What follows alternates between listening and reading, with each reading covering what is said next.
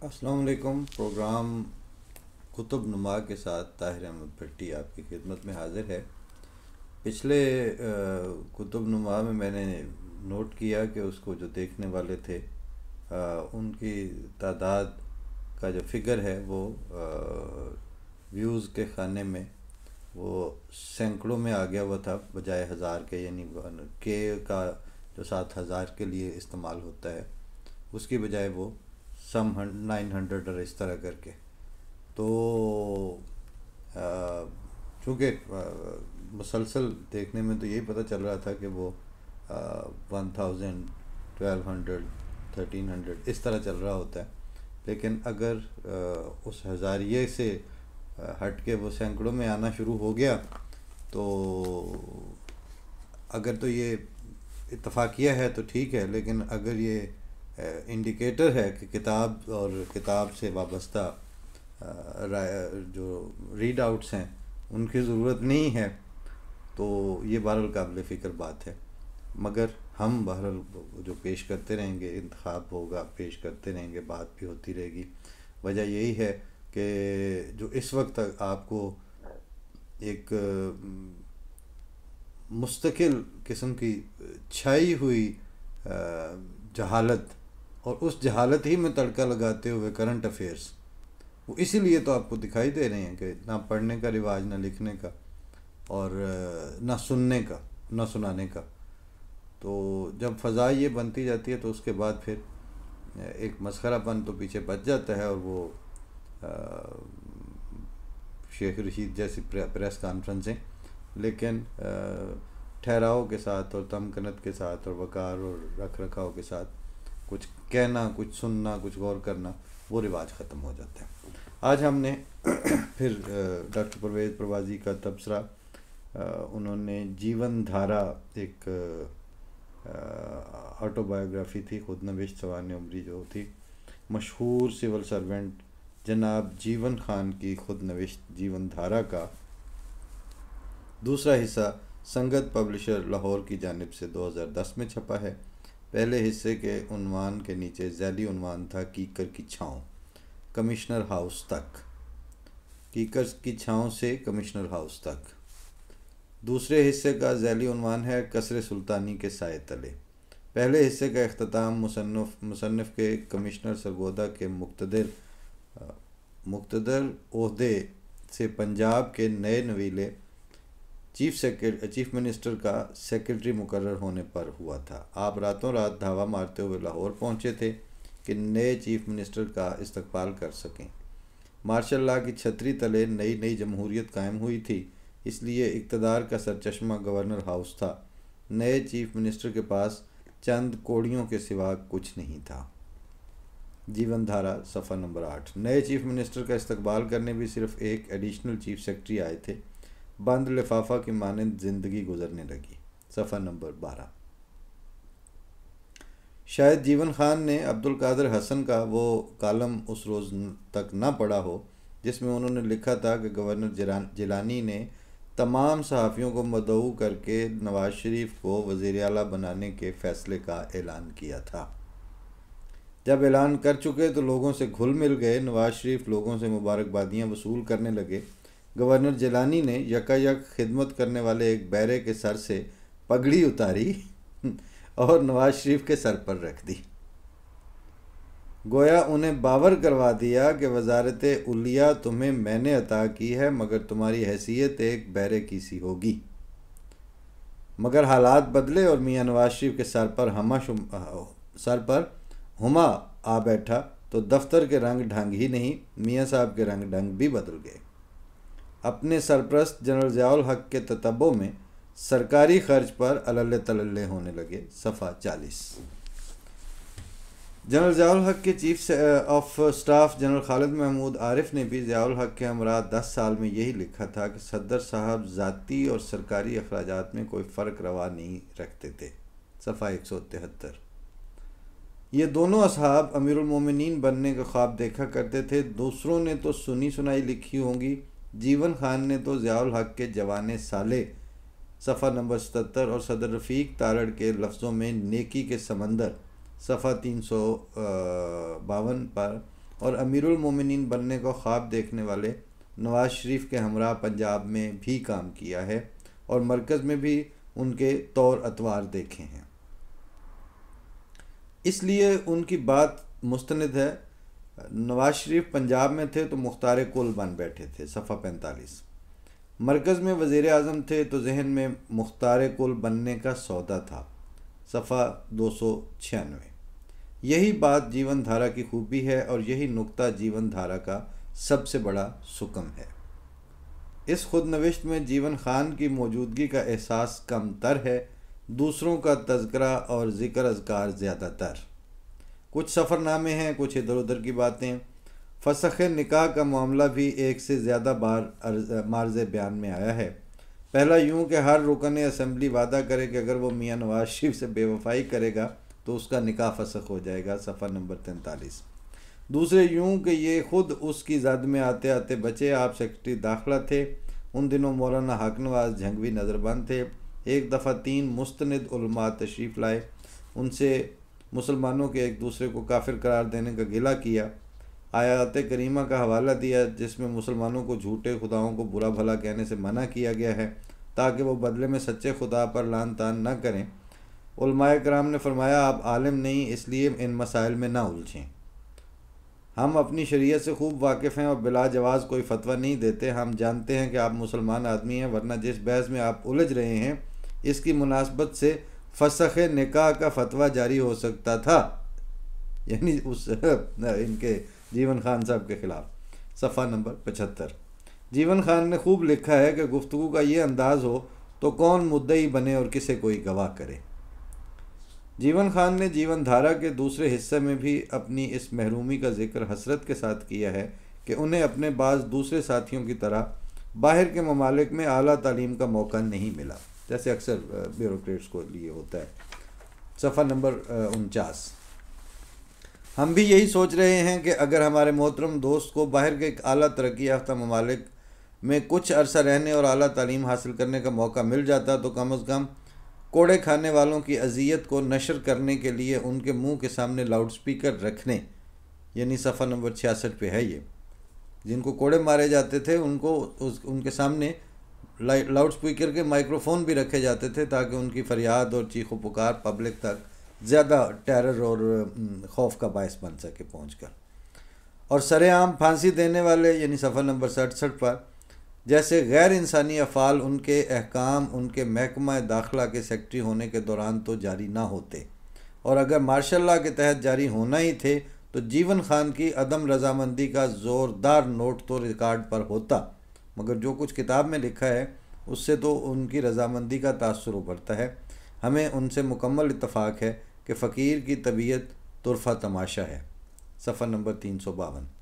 ग़ुलाम Haider Y साहब की दरवेशी और इस्तग़ना का जिक्र है सफ़ा नंबर 30 पर, मगर उनके मेरिट पर भर्ती करने और इंसाफ का भी चपड़ासी की असामियों के लिए MA पास नौजवान भी उम्मीदवार थे। मेरिट पर भर्ती का फ़ैसला हुआ कि आधी असामियाँ मेरिट पर पुर की जाएँ।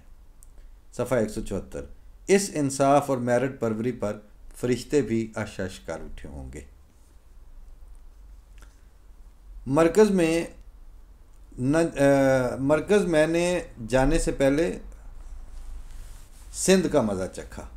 ये अब उनकी तहरीर कोट हो रही है कि मरकज़ में जाने से पहले मैंने सिंध का मज़ा चखा। बेनज़ीर की वजारत उज़्मा में नाहक की झिड़कियाँ घुरकियाँ सुनी। मर्द अव्वल, जैसे फ़र्स्ट लेडी होता है तो जरदारी साहब फिर फर्स्ट जेंटलमैन थे। मर्द अव्वल के जलाले पादशाही का नज़ारा किया। सफ़ा 227 228। अब तो वो मर्द अव्वल कसरे सदारत में विराजमान हैं, यानी सदर पाकिस्तान बन गए। इस बात का भी जिक्र है कि भुट्टो को सब कुछ मिला सफ़ा 231 पर, लेकिन जिस तरह उनका सब कुछ छिना वो भी तारीख़ का नाकाबिले फरामोश वर्क है। इक़्तिदार कुल हासिल करने के बाद नवाज शरीफ के अजनबी बन जाने का जिक्र सफ़ा नंबर 259 69 और 290 पर, कि यही इक़्तिदार है जो इंसान को अंधा बना देता है। परवेज़ मुशर्रफ को कमानदार बनाने का बहुत जिक्र आपने किया है। उनकी मैनोशी और पस पर्दा महबूब परस्ती का भी तज़किरा है, ये सफ़ा नंबर 394 पर।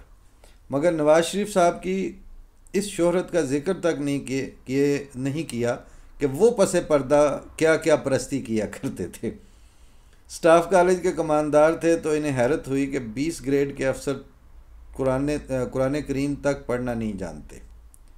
हमने तो 21 ग्रेड के ऐसे अफसर देखे हैं जो कुरान करीम नाजरा नहीं पढ़ सकते थे और इदारों के सरबराह थे।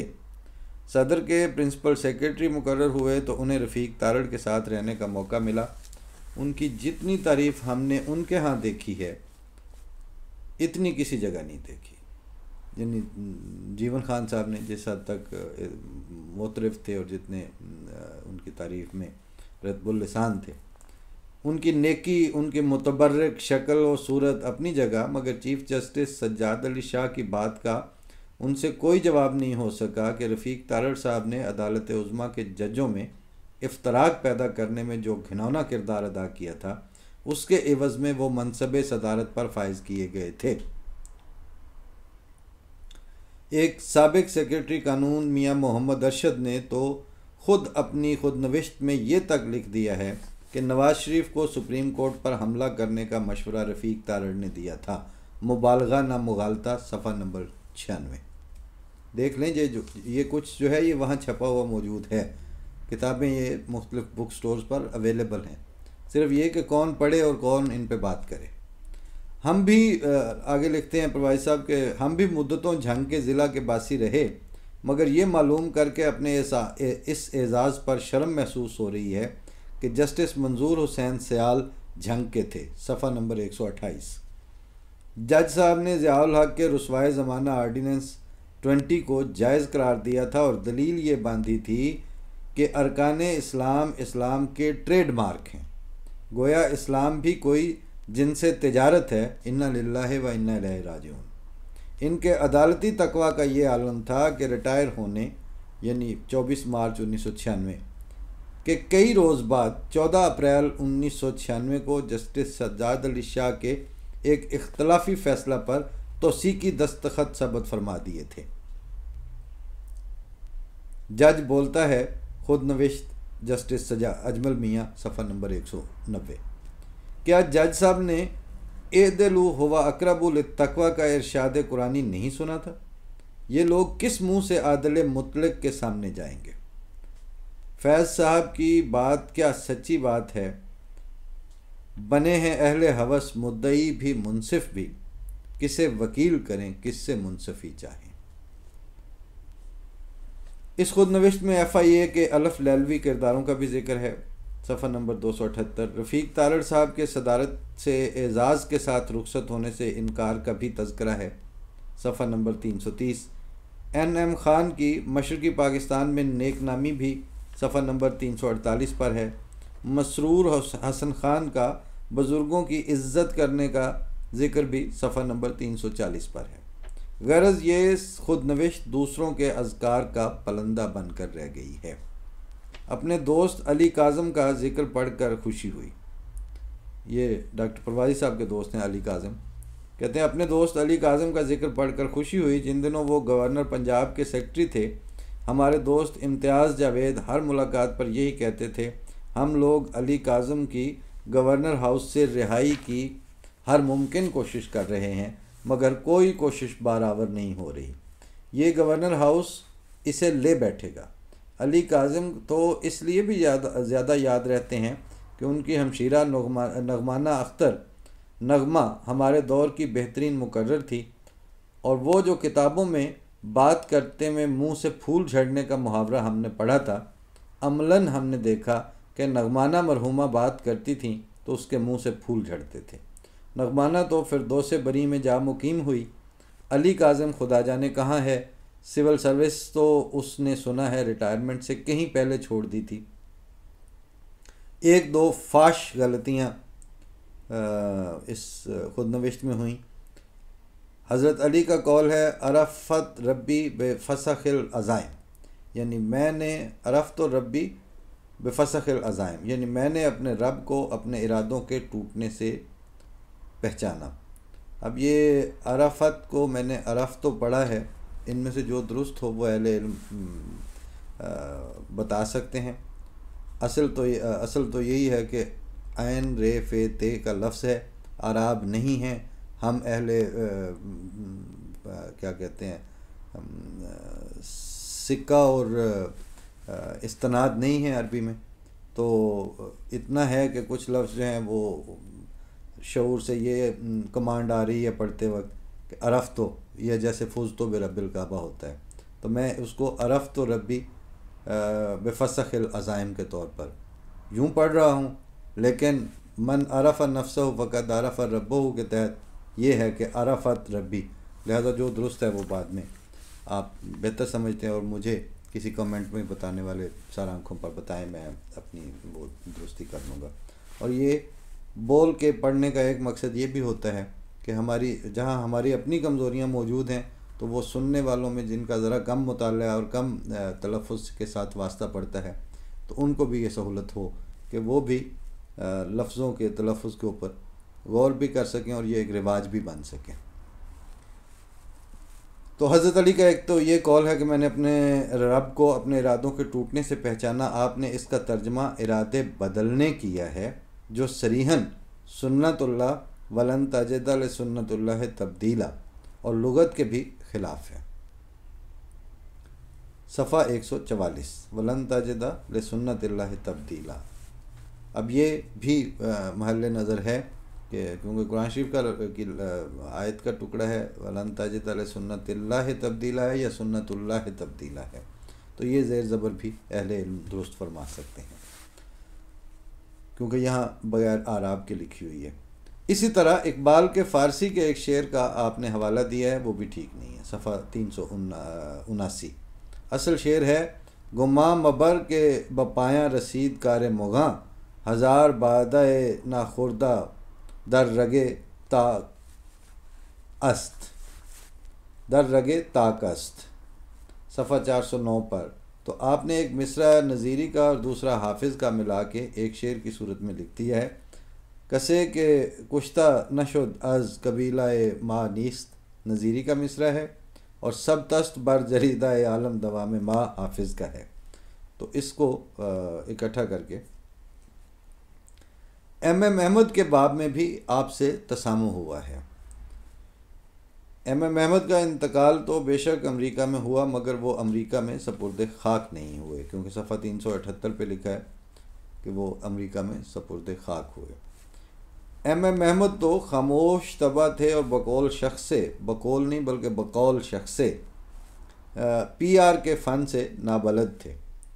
वर्ल्ड बैंक में आ गए तो पाकिस्तान में उनका चर्चा मादूम हो गया। पाकिस्तान में अहमदियों के बुनियादी हुकूक की तलफ़ी का सिलसिला तो देर से चला आता है। एक मुल्ला ने थाने में रिपोर्ट दर्ज करवाई कि जमात अहमदिया पाकिस्तान के अमीर ने कोई काम ऐसा किया है जो दफ़ा 298C के तहत इस FIR की रूह से जो सारे रब्वा शहर के 40,000 मकीनों के ख़िलाफ़ थाना में दर्ज है, काबिल दस्तअंदाज़ी पुलिस है। अमीर साहब ने ज़मानत कबल अज़ गिरफ़्तारी की दरख्वास्त दी जो सेशन जज ने मुस्तरद कर दी और अमीर मोहतरम साहबजादा मिर्ज़ा मसरूर अहमद साहब मौजूदा इमाम जमात अहमदिया आलमगीर गिरफ़्तार कर लिए गए।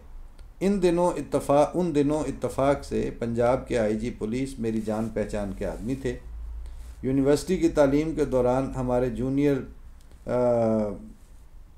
डिबेटर साथियों में उनका शुमार होता था। हमने स्वीडन से उन्हें फैक्स भेजी और शाबाश दी कि जो काम ज़ियाउल हक जैसा जाबिर न कर सका वो तुम्हारी पुलिस ने कर दिखाया। उनका जवाबी फैक्स आया कि मेरी पुलिस ने ऐसा नहीं किया।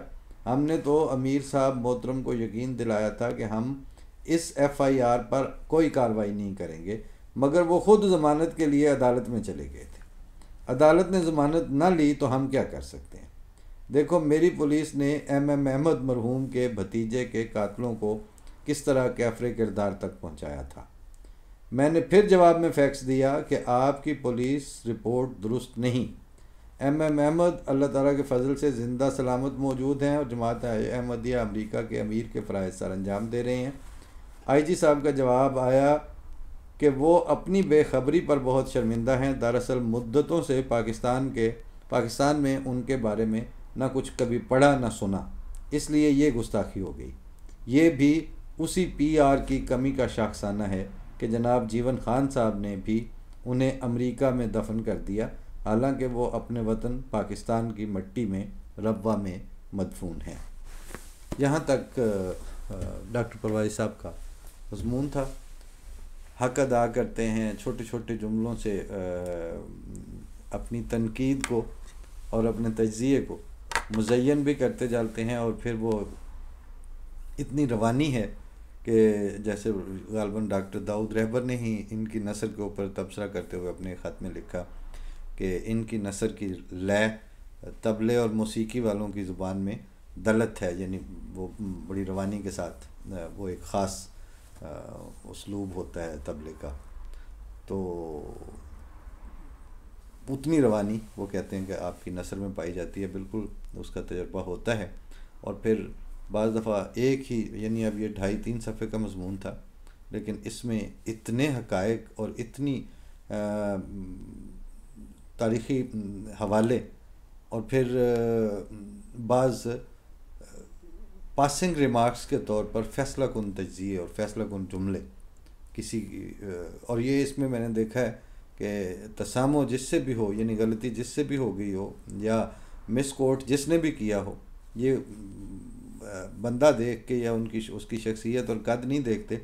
सदर और वज़ीर-ए-आज़म की भी बायोग्राफ़ी में इस तरह के अगर मिस कोट की है कोई चीज़ या चीज़ों को इंटरमिक्स किया है, तो परवाज़ी साहब जो हैं वो मेरा ख़्याल है कि वो एक लम्हा भी नहीं सोचते और अगला जुमला जो है वो ऐसा बन के और टका के मारते हैं कि फिर हम शुक्र करते हैं कि चलें ये बुज़ुर्ग हैं, काफ़ी काम ये ख़ुद करते जा रहे हैं, वरना हम जैसे लड़के जब इस तरह की इनके मुकाबले पर या अगर कंपैरिजन में बताया जाए, तो अगर हम कुछ इस तरह की लिबर्टी लें तो वो शायद बेअदबी लगती, लेकिन इनका उम्र भी और तजर्बा भी हर दो इनको मजाज भी बनाते हैं।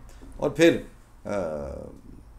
चूँकि तवाज़ुन बहुत है, खुदा वास्ते का बैर किसी से नहीं है और खुदा वास्ते की मतलब ज़बरदस्ती की तारीफ़ और तौसीफ़ भी किसी की नहीं है, लिहाजा वो फिर इनके उसके कामत पे ज़ेब देता था, वो जचता भी है।